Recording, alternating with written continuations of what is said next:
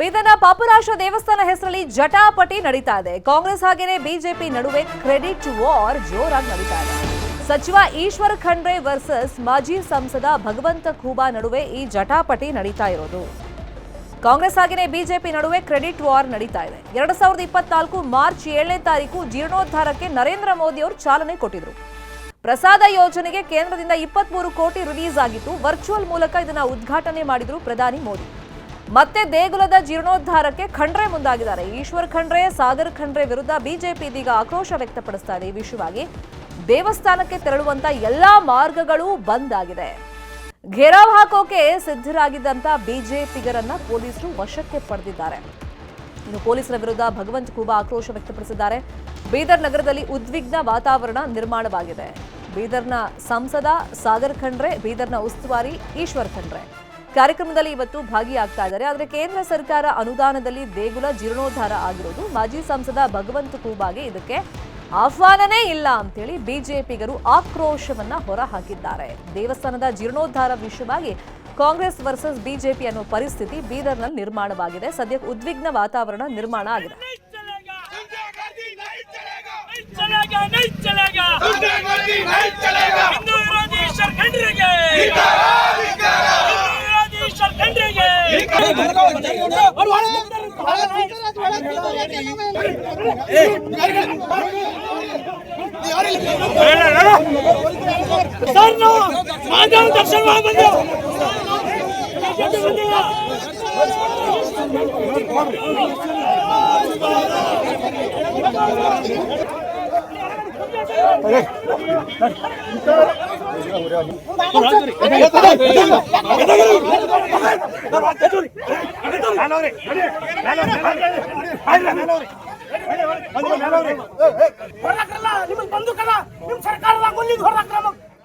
ಇದೇ ವಿಚಾರವಾಗಿ ಇನ್ನಷ್ಟು ಡೀಟೇಲ್ ಆಗಿ ಇನ್ಫಾರ್ಮೇಶನ್ ಕೊಡ್ತಾ ಹೋಗೋದಕ್ಕೆ ಫೋನ್ ಸಂಪರ್ಕದಲ್ಲಿ ಕನೆಕ್ಟ್ ಆಗಿದ್ದಾರೆ ನಮ್ಮ ರಿಪೋರ್ಟರ್ ದುರ್ಗಪ್ಪ.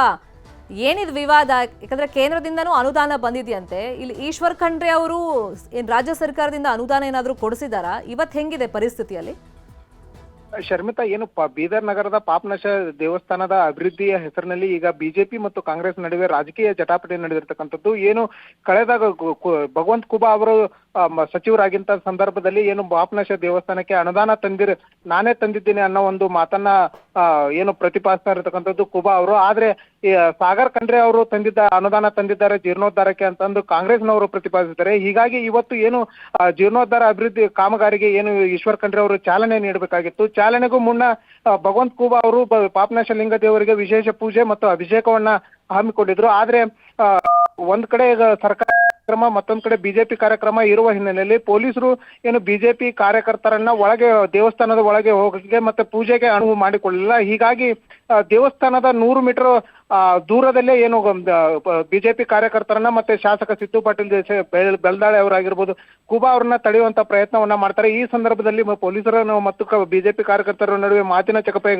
ಚಕಮಕಿ ಕೂಡ ಆಗಿರ್ತಕ್ಕಂಥದ್ದು. ಮತ್ತೆ ದೇವಸ್ಥಾನದಲ್ಲಿ ಪೂಜೆ ಸಲ್ಲಿಸಲಿಕ್ಕೆ ನಮ್ನ ಯಾಕೆ ಬಿಡ್ತಿಲ್ಲ ಒಳಗಡೆ ಅನ್ನೋ ಒಂದು ಮಾತನ್ನು ಕೂಡ ಹೇಳ್ತಿದ್ದು. ನಾವು ಪೂಜೆ ಸಲ್ಲಿಸಬೇಕು ಬಿಡಿ ಅಂದ್ರೂ ಕೂಡ ಪೊಲೀಸರು ಯಾವುದೇ ಕಾರಣಕ್ಕೂ ಬಿಡ್ಲಿಲ್ಲ. ಮತ್ತೆ ಪರಿಸ್ಥಿತಿ ಕೂಡ ಏನು ನಿಯಂತ್ರಣಗೊಳಿಸ್ಲಿಕ್ಕೆ ಪೊಲೀಸರು ಕೂಡ ಹರಸಾಹಸ ಪಟ್ಟಿರ್ತಕ್ಕಂಥದ್ದು.